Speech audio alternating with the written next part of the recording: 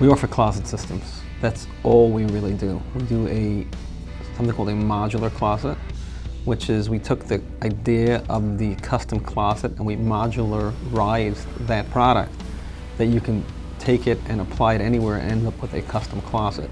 We have enough SKUs that can give you that product that you wouldn't be able to do on just a standard product. So you get the custom effect. We don't consider anyone competitors. There's just a lot of just good, friendly people.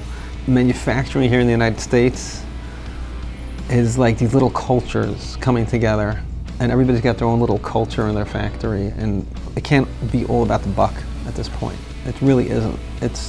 You're managing people. We were importers. We were not manufacturing here in the US. We always wanted to make a product domestically. There's knowing by, conceptual, but then there's actual manufacturing. We didn't understand it.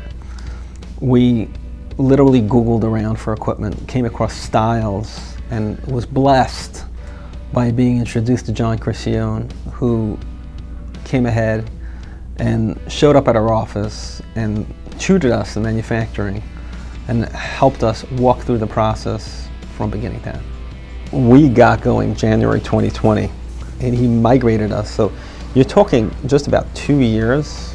We're cutting about between 500 and 600 sheets a day out of 50,000 square feet.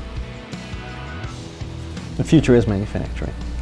There's enough automation to support tasks that this is going to be a real career.